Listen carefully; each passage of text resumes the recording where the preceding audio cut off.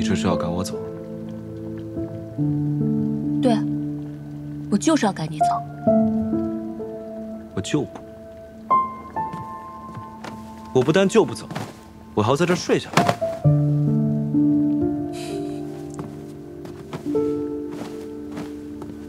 殿下今晚就算不愿意走也得走，我今天晚上不想再睡不好了。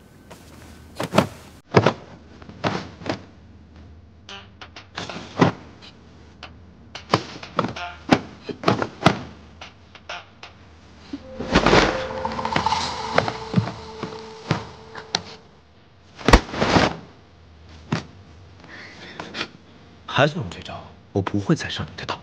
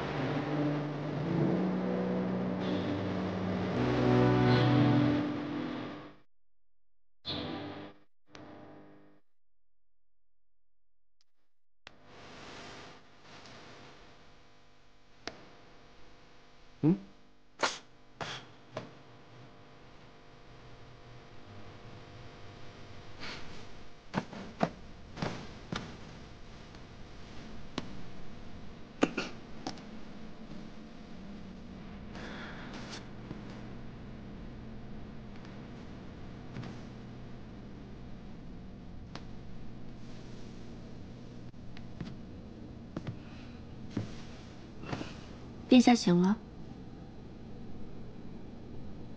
昨晚，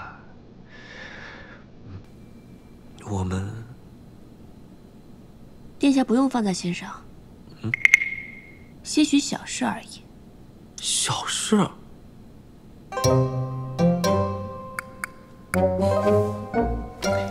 我就照实跟殿下说吧。其实，殿下真不必介意。反正等我一旦有孕，我就会把你杀了，让我儿子继位，这样我就是太后了。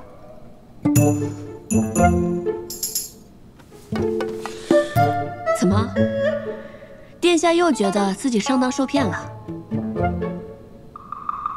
但你也没吃亏啊。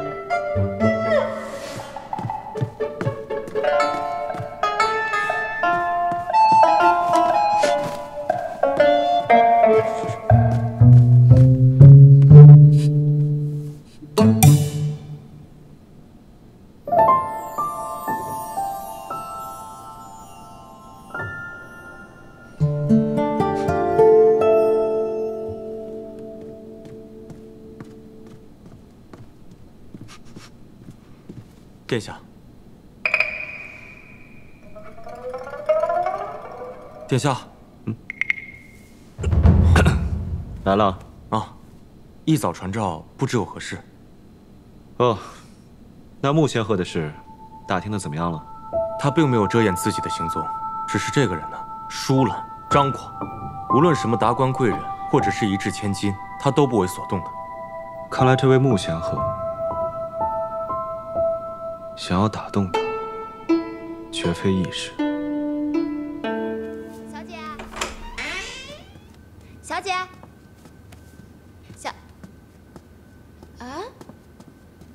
小姐，你怎么突然穿成这样了？哦，我想着你说接触的事情有些眉目，那今天正好可以去追查。哦，是有一个接受人打扮成西凉行商的模样，最近都有在出入西长京，据说是接受首领乌洛的亲信之人，但是这个消息也不确定是真是假。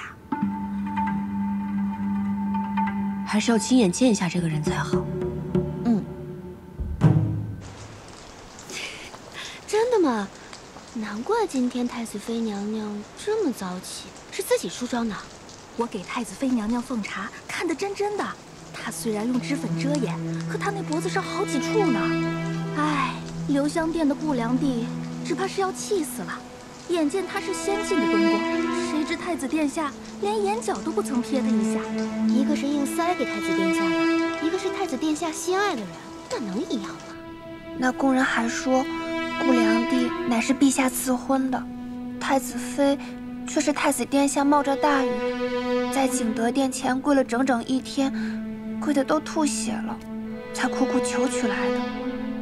一个是硬塞给太子殿下的，一个是太子殿下心爱之人，那能一样吗？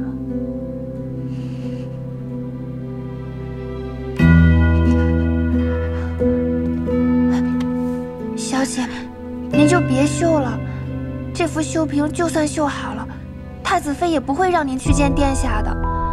他那么霸道的一个人，偏生的殿下又这般宠爱他。住嘴！是，小良娣，只是良娣还是应当尽快想办法才是，否则太子殿下真的不会再来了。我叫你住嘴，听到没有？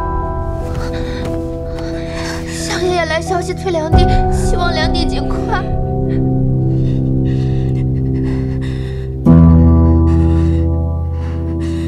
殿下，这个穆仙鹤特别爱吃丰英楼的菜，有钱的时候每天都来，没钱的时候隔1天来1次。但是柜上都会给他记账，有钱的时候在一起。走吧，我们去会一会这位穆仙鹤。哎，二位公子，来，里边请，里边请。楼上的雅座啊，都给您准备好了。将橙子挖空，填入蟹肉、蟹黄、蟹膏，再封上橙鸡，蒸1刻，立时端上。今日最好的蟹啊，足有7两，先包4只，客人觉得如何？不错。客人这吃蟹的法子新巧，厨房没有做过。若是调味不当，还请客人宽宥啊。只要火候对了就行，没什么当不当的。去吧。好，这就去做。哼，蟹酿橙，这种稀奇古怪吃蟹的方法，你是怎么知道的？哎呀，我哪懂这些呀？你不是说这穆仙鹤是个爱吃之人吗？我就想起来，先太子也是个爱吃之人。于是我就问了问东宫厨房里面的人，就知道了一些外头不知道的玩意儿。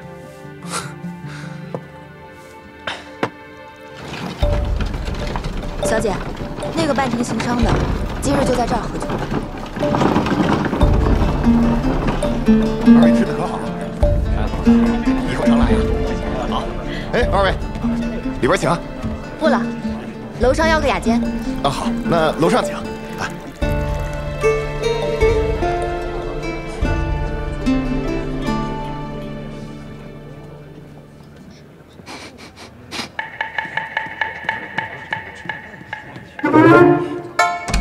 蟹酿橙。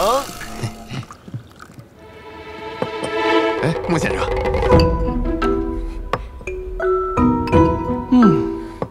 这蟹酿橙好香啊！哎，二位，在下闻香而来，不知可否让我尝上那么一口？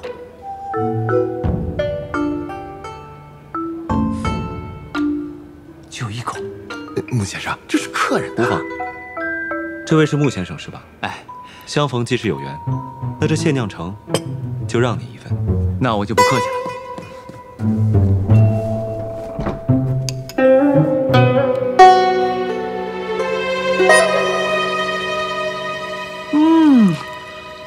极品呐！你说这东西是谁想出来的啊？把新鲜的蟹肉酿入橙中，再撒上橙鸡，以解蟹之腥，这是极品呐！你们二位应该姓裴吧？不对，姓李。也不对，你们姓顾。先生为何如此猜测？能想出这种吃法的人啊，非大富大贵之家不可。所以开始我猜你们姓裴，但一想，这裴家一群武夫应该不怎么懂得吃，所以我猜你们姓李。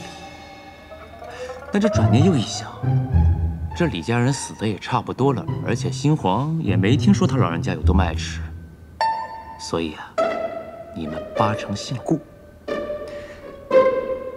家中有叔父深爱美食，所以便有这种做戏的法子。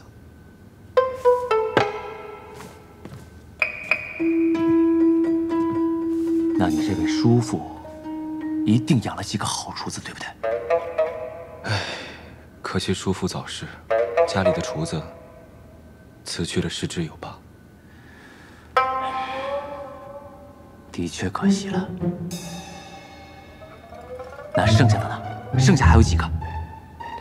剩下不过3、4个，不过有3位特别出色，有一位擅长做鱼，一位善于制汤，另一位善于制作肉脯。唉，这要是能到你府上赴宴，这神仙也能做的。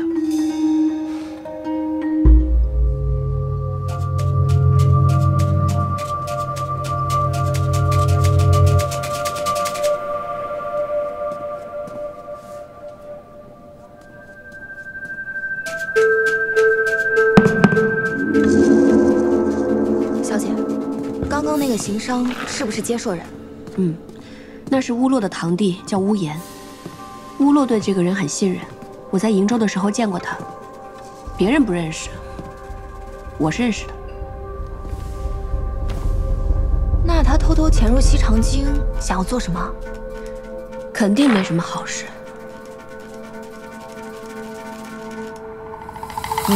好吃好吃，这厨子手艺真不错。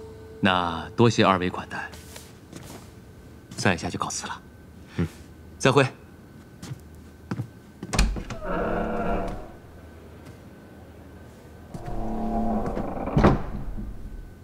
就这么让他走了？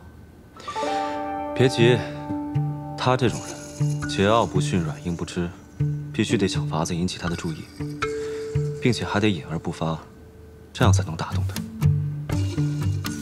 放长线，钓大鱼，可不就是吗？生怕惊到他跑了，回头上哪儿找去？查博士，客人有什么吩咐？今天这鲈鱼不错，帮我留一条活的，我要带走，不用你们钱。客人果然好眼光，这南边来的活鲈鱼啊，说句大话，在整个西长京，除了我们丰盈楼，您就是拿再多的银钱，只怕也是没处去找寻。我这就去办。我记得你是不爱吃鱼的。某些人爱吃啊，我又不像某些人，自己吃得好，却从来不想着别人。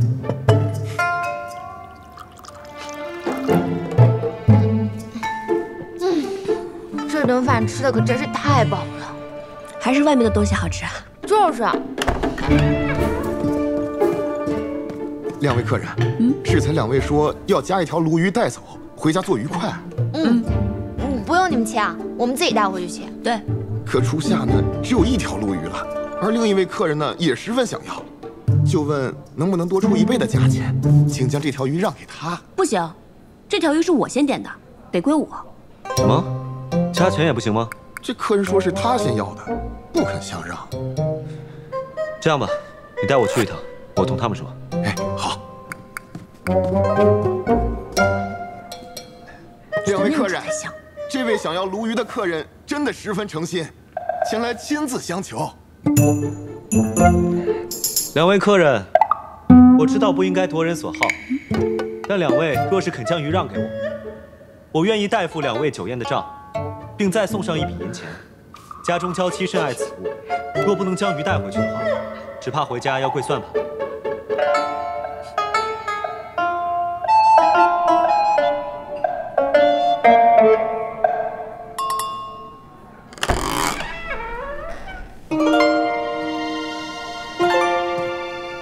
们有那么馋吗？跪算盘，你们家有算盘可以跪吗？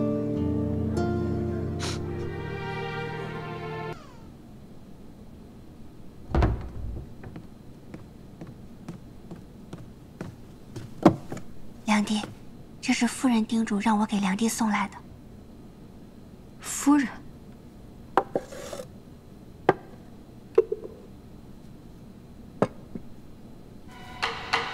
夫人说：“请梁帝放心，这药是最好的，事后也验不出来，不至于留下任何把柄。”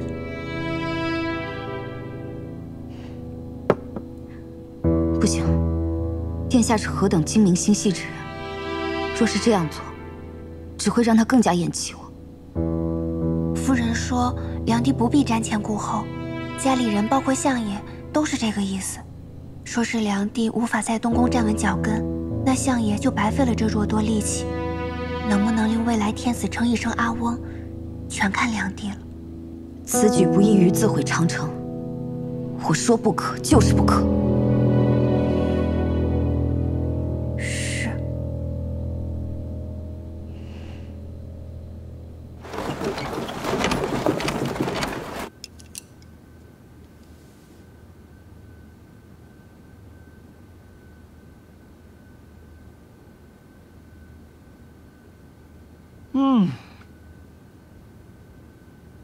这可真是人间好滋味啊！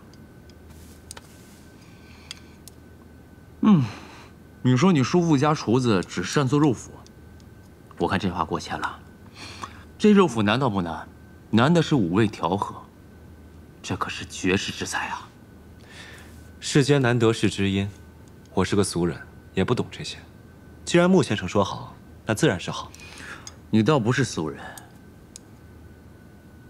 你是个行武之人，而且你少年得志，地位尊崇。先生由何得知？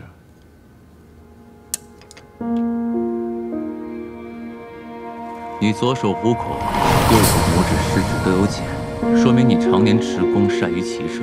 你虽然身着便装，也没有佩剑，但你的坐姿随时保持着可以拔剑的姿态，说明你十分警醒，是个行武之人。 那又为何说少年得志，地位尊崇呢？你们二人虽然隐匿身份，但上次的限酿城和这次的肉脯，都绝非大富大贵之家不可出此菜肴。你再看他，虽然他每次都坐在你的下手，且说话行事之前必先得到你的示意，但他这通身的气派已经是一位世家子弟了，而你，明显地位比他更高，所以难道你不是少年得志，地位尊崇吗？ 你们家是不是有很多好吃的东西，甚至是外面听都没听说过、见都没见到过的？是又如何？我就知道事出反常，不然你又何必到我面前来炫耀呢？先生是个机敏之人，目光如炬。不过我确实没什么恶意，若先生不肯，便带上肉脯离去，我绝无二话。 行，你说说吧，找我办什么事儿？我若办不到的话，再走也不迟。听闻先生擅长做戏法，如同神仙一般，能够幻化万千景象，所以我想请先生变一场戏法罢了。没想到你也是个贪求神仙之术的人。实不相瞒，这个世上没神仙。 我变戏法养上的不过是世人的贪念所使的障眼法罢了。话不投机半句多，你枉有富贵，还是好自为之吧。是也，非也，立而忘之。帝司李夫人，乃至于会有招魂之举。而我等，是为了一位长辈的心病，所以才想一求穆先生。 所以你要我变戏法给谁看？一位长辈，男的女的？男的，姓什么？崔。这崔老头是做什么的？领兵打仗的大将军。是平凉大将军崔乙吗？是。那我若帮了你，你家的厨子立刻去先生府上，每日一道新菜，做足3年。好，那一言为定。这崔乙是条响当当的汉子，变戏法给他治心病，我愿意。不过呢，我还有最后一个问题。先生，请问，你是不是姓李啊？姓李又如何？不姓李又如何呢？也对，那我就当你也姓裴吧。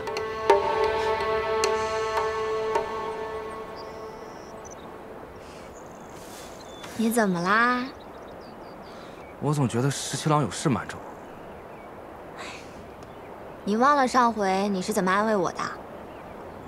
咱不是说好了吗？他俩之间的事情，有时候我们就不应该过问太多啊。可是他现在去哪儿都不带着我，有时跟小裴将军出去都匆匆忙忙的。那你是觉得殿下不带你出去，不告诉你，是因为他不相信你吗？不会的，他绝对不会不相信我的。那不就得了吗？也是，反正我也有事情瞒着他。你有什么事情瞒着他？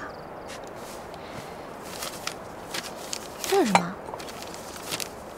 那，这个呢是西市的一间铺子，地方我反反复复看了很久，也叫了牙子去长眼。虽然地方不大，但是位置特别好，来往人特别多，特别适合做生意。你之前不是说你想要开一家店铺吗？我就给买了下来。这也太好了吧！哎，不对啊，你不是把你所有的银钱都给了我吗？你哪来的银钱买这铺子啊？十七郎大婚给我们发了不少如意金钱，我就用它买这个铺子了。你怎么不声不响，干了这么大一件事情啊？桃子，你看，太子和太子妃都已经大婚了，你啥时候嫁给我？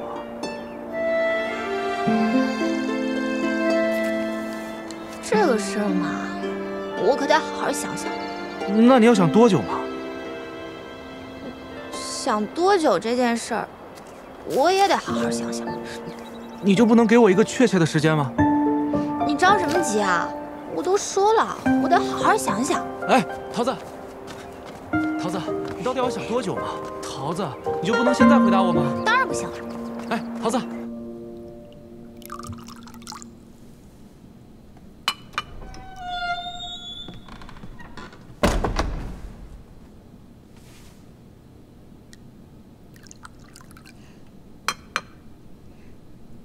这杯酒敬殿下。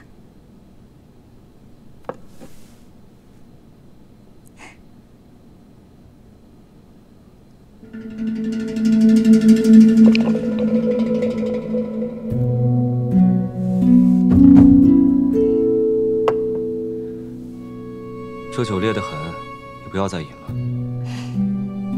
是。殿下尝尝这羊肉糕。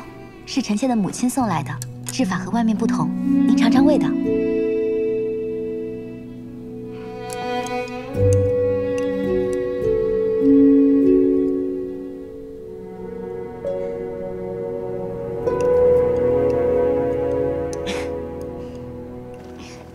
那你怎么跟耳朵说的呀？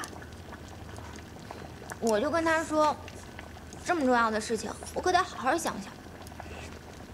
然后他就问我说：“那我想这个事儿，你得想多久？”我说：“那这个事儿我也得想想。”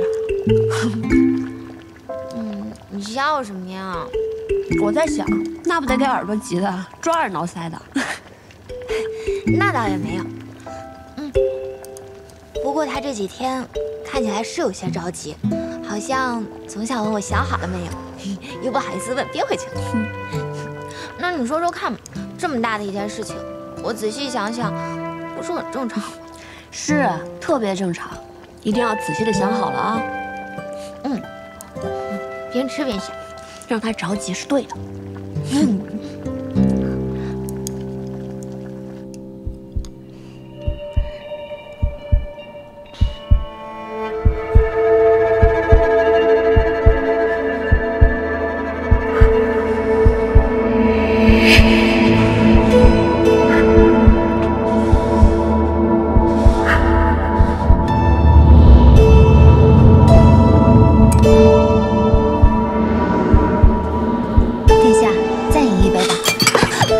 这酒，我无福消受。殿下，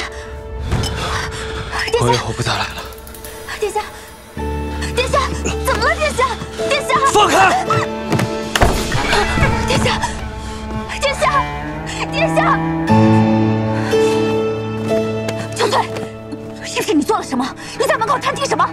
梁帝，都是夫人逼我的。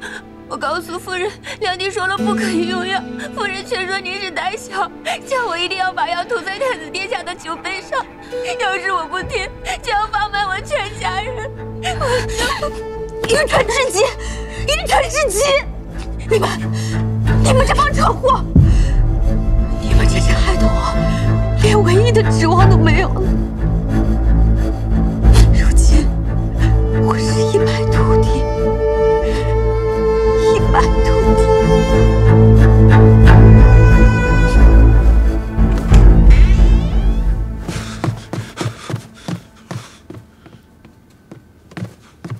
殿下做什么？你干什么？我要罚你。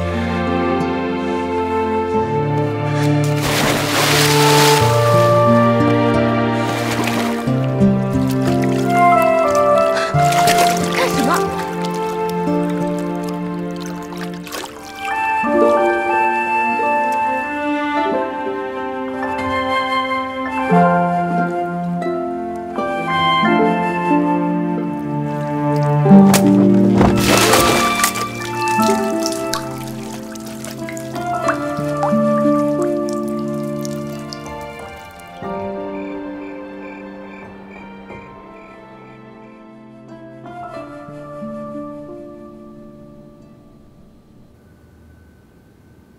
什么？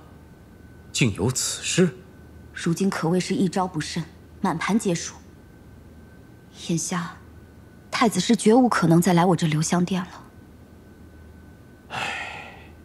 夫人真是糊涂啊！不过你迟迟抓不住他的心，总不是办法。事已至此，我已无法在这东宫中立足。父亲，你可还有什么妙计，可以力挽狂澜吗？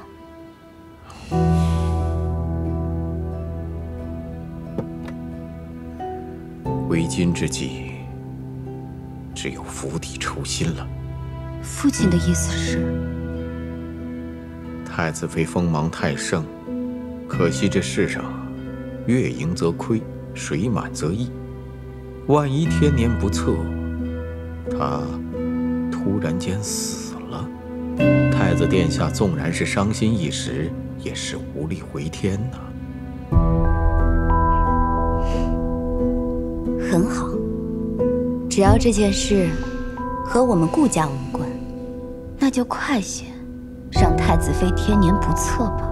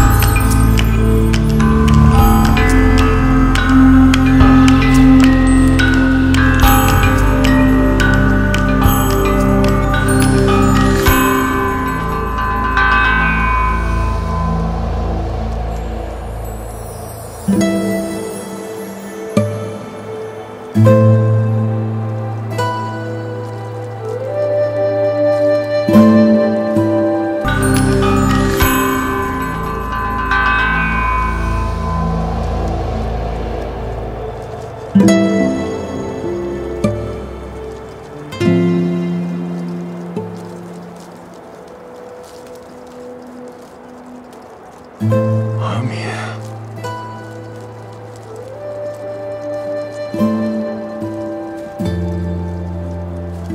是你吗？阿敏，阿敏，真没想到还能见到你。这是梦吗？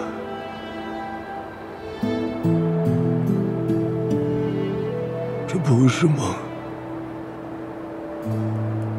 我终于见到你了。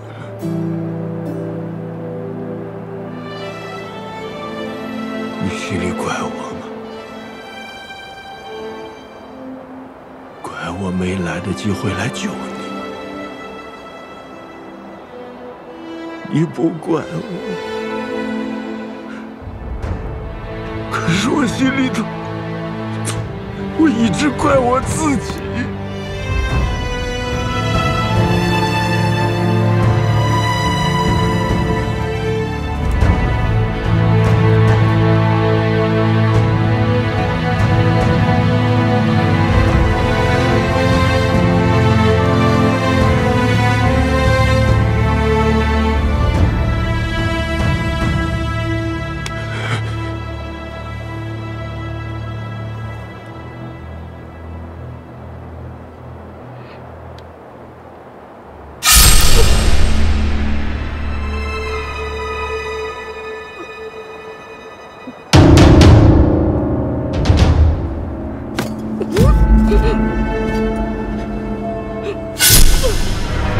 阿敏，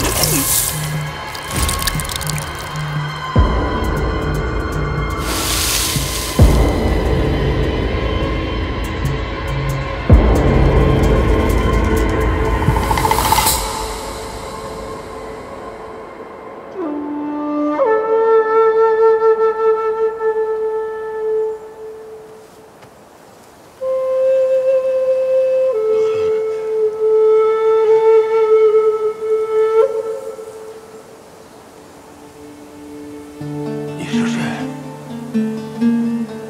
我为什么会在这儿？你为什么能让我看到我娘子？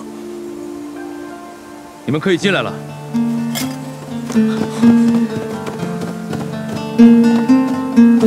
大将军，你怎么在这儿？阿英呢？大将军，您的病好了，您能认出我们吗？太子殿下一直想办法，想给您治病。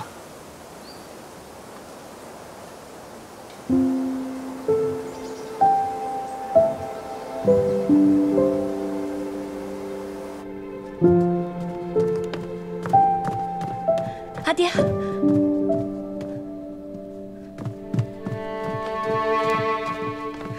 阿爹，您怎么样了？阿英，你瘦了，也憔悴了。这些时日，让你担心阿爹了。大小姐，刚刚太医才来看过了，说吐出了胸口的淤血。大将军神志清明，慢慢调养就无大碍了。知道了。我只觉得这心里有块大石头被挪走了，可是吓坏你了。这段时间可真是担心死了。阿爹没事了，真的。这些日子就像做梦一样浑浑噩噩。现在总算是明白过来了。是阿爹，您的头发全都白了。傻话，阿爹老了，头发自然会白。阿爹都是要做阿翁的人了，头发怎么会不白呢？嗯。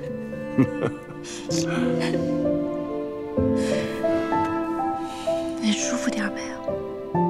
好多了。好了就好。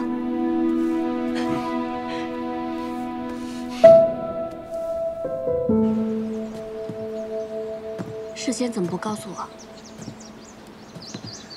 这法子，太医说会很冒险，只怕会适得其反。其实我心里也七上八下的。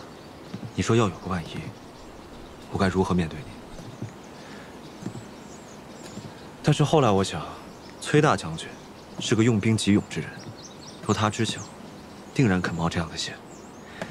于是，我便让穆仙鹤变了一场戏法，果然，这一击便将他体内的淤血激了出来，人也就变清醒了。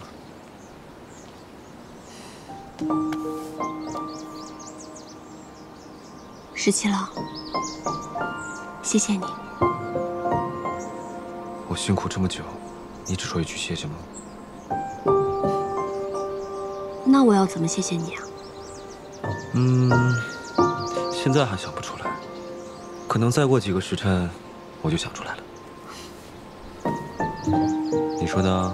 这次一定要好好谢我。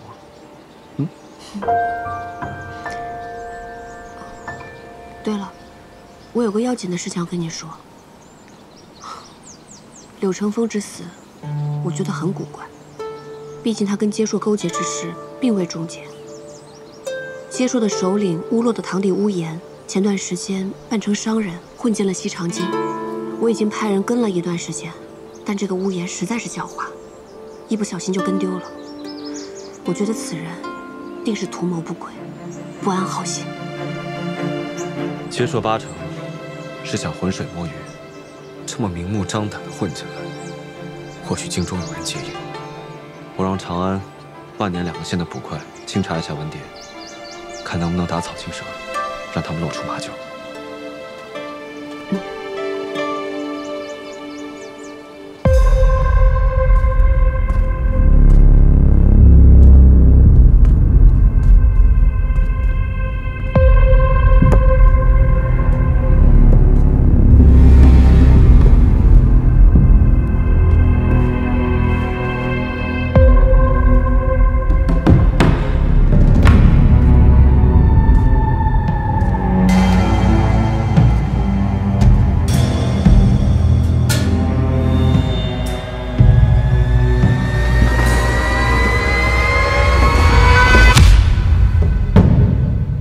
之前你遣人来接头，说你不想通过柳成风在中间递话，所以你是亲自来见我了。柳成风之前答应你们的事，都是我替他办的。但柳成风这个人，他怀有私心，若任他从中取利的话，会影响你们接硕的大事。所以我今天亲自来了，以显诚意。你身为中原的大官，如今竟然愿意亲自来见我，你是想让我们接硕替你办什么吗？只不过是一件小事，希望接硕能够帮我料理。倘若接硕能够帮了我这个忙，那么你们所想要的领地、盐、铁、米粮，我都会暗中给你们办好。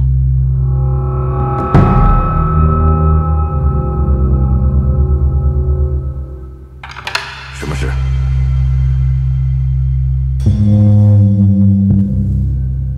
杀了太子妃崔丽，她是崔乙的女儿，相信你们接硕一定会很乐意吧？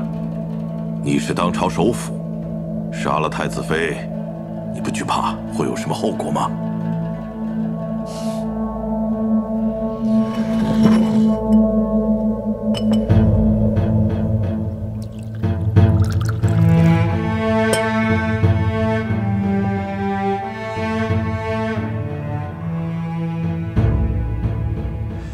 乌延年大人不会失手吧？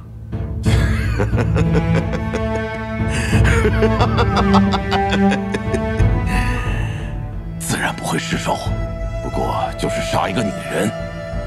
这回我带的手下里还有2个绝顶高手，虽然那崔氏是太子妃，但只要经过我精心安排，杀她不是件难事。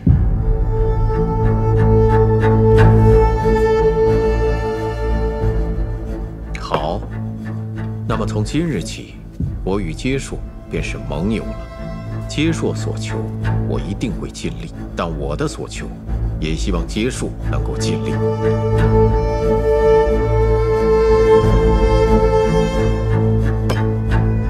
但我还是不明白，你为何要如此？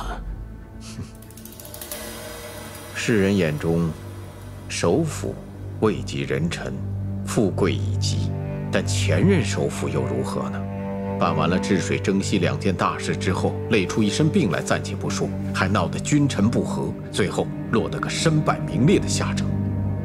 家族子孙都发回原籍去种田。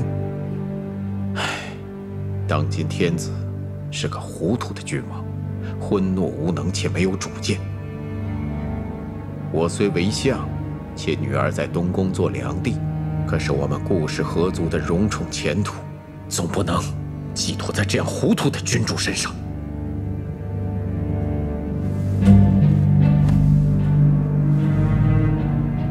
除了杀太子妃这件小事，你还要我们做什么？自然是我于朝中与你们相商配合。如果朝中有事的时候，我会暗中通知你们，让你们在边境出兵滋扰。如果朝廷派出的将领是我的人，那么你们就诈败，让他立下战功。如果朝中派去的不是我的人，我自然会暗中想办法，让你们击败他。好，你这方法特别好。只要这仗打几年下来，那些军中立功升官的将领，就全都是你的心腹。我一个手无缚鸡之力的文官，想要暗中掌握兵权，自然要想些别的办法。你这个人胆子不小，野心也不小，但是我喜欢你。你放心，只要你肯帮助我们阶硕，我们阶硕自然也会全力帮助你。还有一件很重要的事情，柳承风这个人暗中恋慕崔林，你们杀太子妃的时候，一定要提防柳承风从中作梗啊。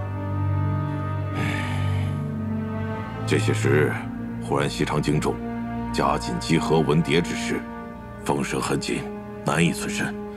为此，柳承风向我献计，要劫掳太子妃。他想劫了太子妃，与太子妃远走高飞。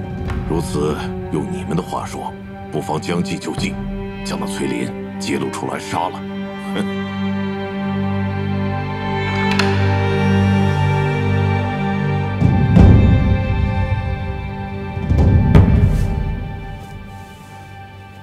自从返回中原啊，我这心里从未如此畅快过。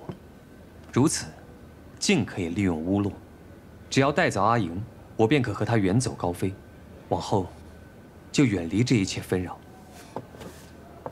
幸公子，达成所愿，顺心如意。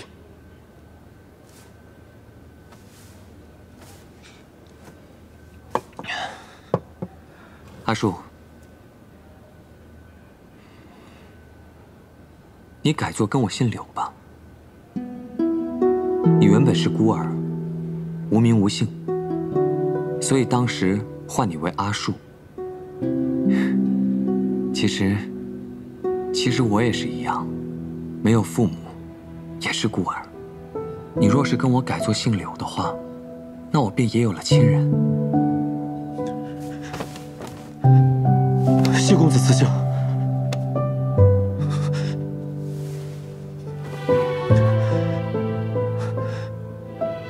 柳树，这名字真好听。来，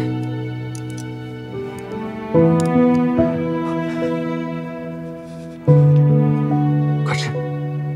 好。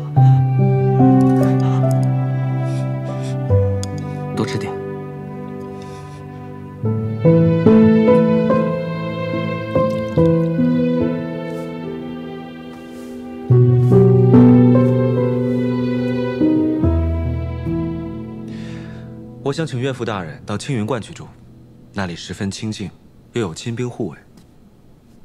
而且，玄泽也住在那里，这样岳父大人闲来无事，还可以教玄泽。有个小孩承欢膝下，也会少思少虑，颐养心性。这个主意倒是不错。我记得小时候，阿爹教我习武的时候，最是高兴了。好了，殿下可以去上朝了。我还有一件要紧事要交给你。什么要紧事啊？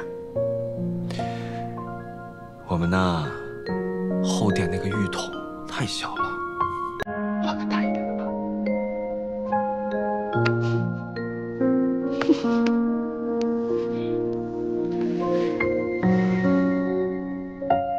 好了，该去上朝了。不上了。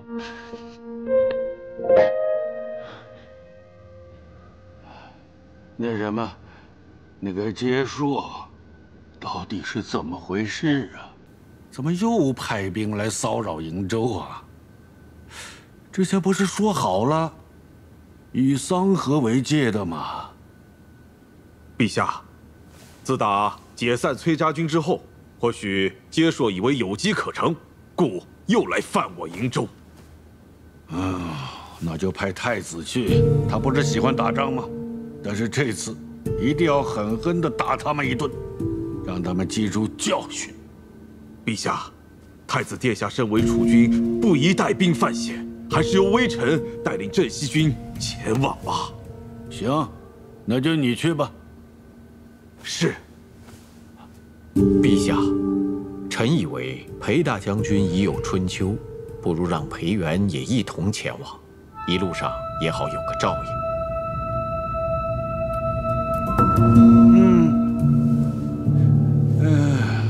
顾相说的有理啊，这当父亲的年纪大了，可不得儿子照应一下吗？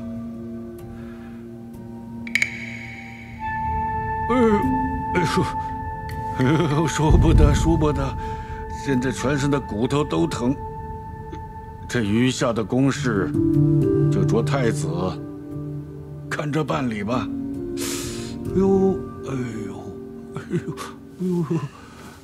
是。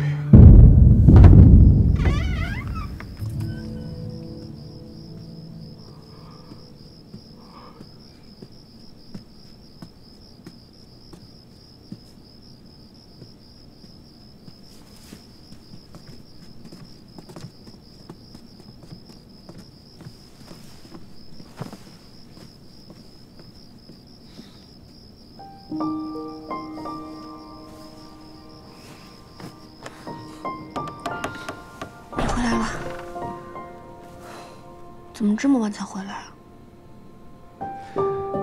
你都不知道，这裴大将军要出征，兵部顿时多了很多事情。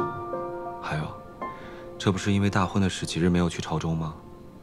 我那父皇居然也趁机偷懒了几日。如今3省6部的文书都已经堆积成山了，我忙到这个时辰，也才处理9牛1毛。那你用了晚膳没有？我想吃涮肉，你跟桃子一起吃的那种。还有啊，人家桃子每次琢磨出新鲜好吃的，都会叫耳朵一起，你从来都不叫我一起吃。这有何难？我现在就去叫厨房准备。哎，都已经3更天了，这么晚了，别吃了，不如我们赶紧睡觉吧。不，还是要先吃涮肉。不，先睡觉。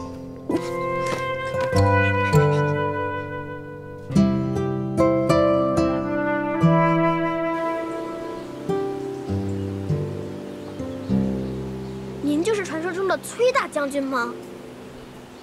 我听过您好多故事，雪夜为结硕，大战沁水泉。那是谁讲给你听的？是韩将军，每天晚上我睡不着的时候，他都会给我讲故事。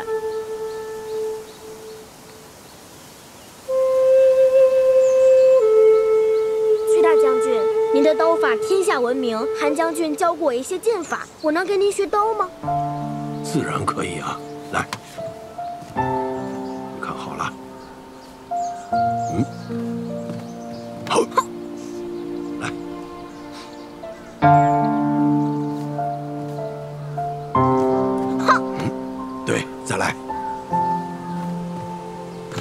了青云观，阿爹的精神果然好了很多。崔大将军可以将你教得很好，那么一样可以将玄泽教得很好。哦，原来你是打的这样的如意算盘。这怎么能是如意算盘呢？崔大将军有玄泽承欢膝下，玄泽又很仰慕崔大将军，可以跟他学习很多很多东西，这难道不叫两全其美吗？是，殿下说的都对。你不能老叫我殿下了，你都好久没有叫我17郎了。明明昨晚刚叫过。那不算啊，那是你输了，我的彩头。哎，阿爷，我在想，咱们要不要先生2个娃，一个叫阿芷，一个叫阿道，剩下的慢慢再生。谁说我要跟你生娃了？之前你自己说的要生4个啊，不能少的。我什么时候答应过？你出尔反尔，说话不算数哦，又会算盘的。你昨天自己定的规矩。我可没说。哎，我不管啊，就4个。不行，我没答应过。那就6个、8个、10个。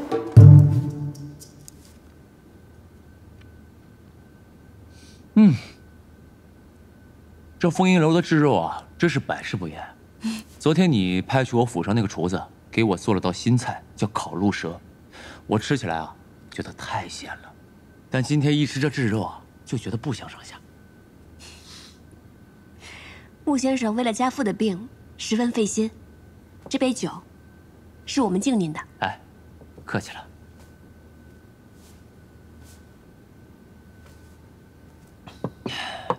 哎，对了，我听说这瀛州有一种大黄鱼，出自极冷之海，而且每年到了春夏时刻，速降而上。这黄鱼鱼子十分美味。哎，可这么多年啊，我还从来没吃过。你既然姓崔，不如你替我弄些黄鱼子吃吃吧。必当尽力。好，那就这么说定了。你帮我弄黄鱼鱼子吃，我再送2位一个戏法，如何？真的吗？那可太好了！我一直问阿爹，他到底看到穆先生什么样的戏法，他无论如何也不肯跟我说。世人都说穆先生变戏法犹如神仙，那今天总算能大开眼界了。你是不是喜欢萤火虫？先生怎么知道？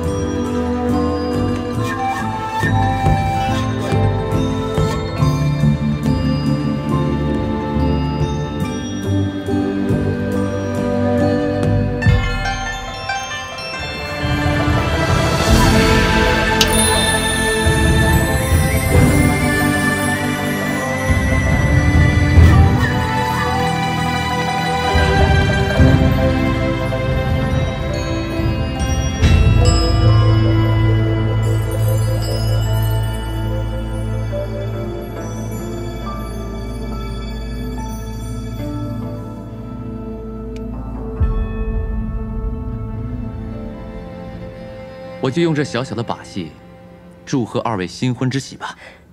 多谢穆先生。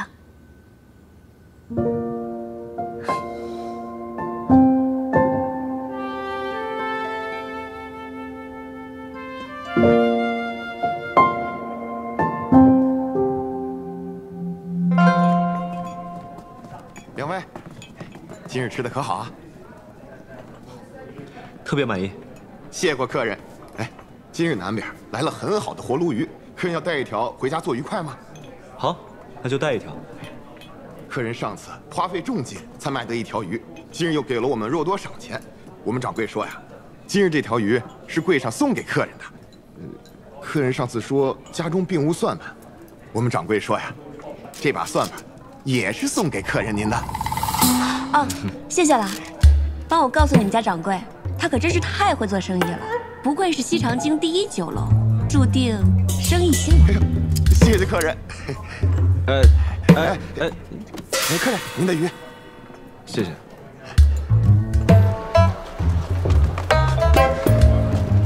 给你算盘你就真要啊？咱们家确实没有算盘嘛。再说了，人家特意送的，不收的话岂不是失礼啊？那你打算拿着算盘做什么呀？何必明知而故问呢？当然是以备不时之需啊。你怎么会有不时之需啊？我当然没有不时之需了，我是怕你有不时之需。你这么狠心吗？这可是算盘。有人说了，他的娇妻动辄就让他跪算盘，与其枉担了这个虚名，还不如名副其实。我说笑的。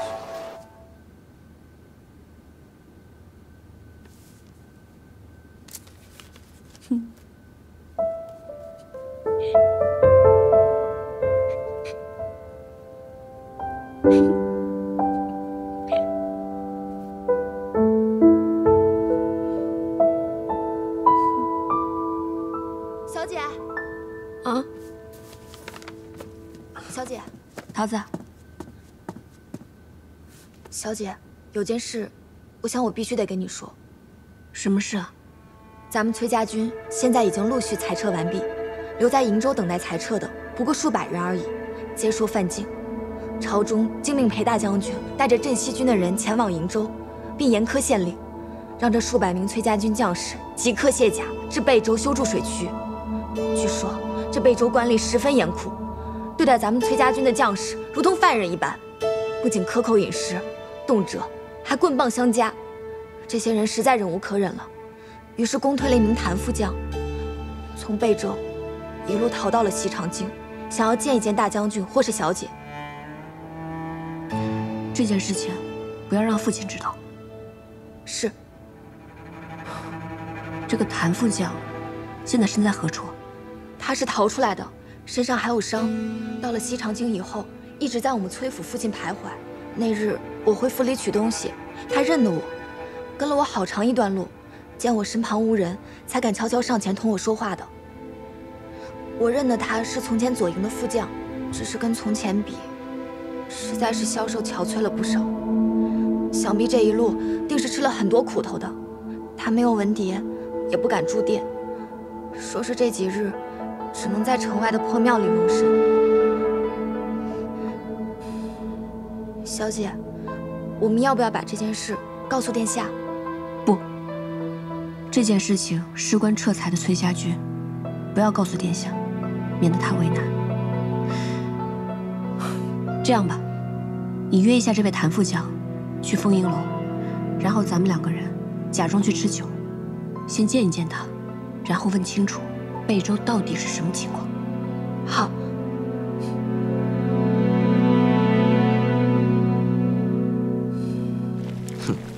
都已经过了这么多天才吃上涮肉。殿下每天回来我都说可以吃，是你自己非说太晚了不能吃。确实太晚了嘛，哪有3更半夜吃涮肉的呀？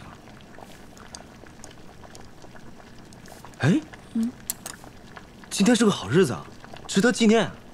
画册呢？快把画册拿出来，把咱们吃涮肉这一幕画下来。不画。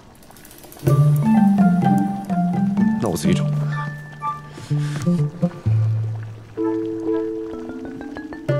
那就是不在这边了，那应该在那个方向。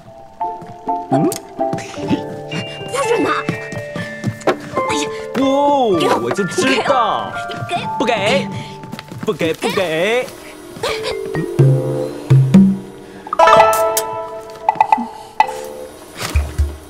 怪不得你不肯让我看，你怎么能乱画呢？我分明就没有跪过算盘，你这么画，将来被我们的孩子看到了，那我岂不要被笑死？你现在没有跪，不代表你以后不会跪啊！我这叫未雨绸缪，哦不，未卜先知。你这叫颠倒黑白，不行，这也得撕了。不能撕，我就撕，不能撕，就撕，我好不容易画的，就撕。给我。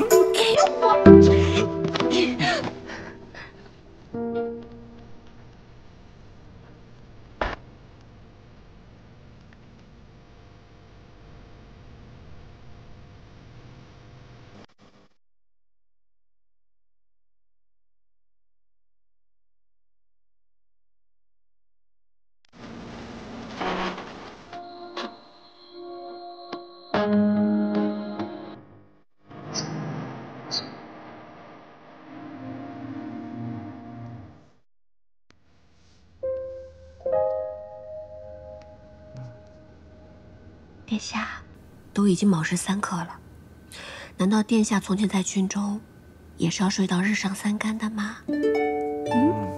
让我再睡一会儿。快起来了，不要让朝臣们等着。来，起。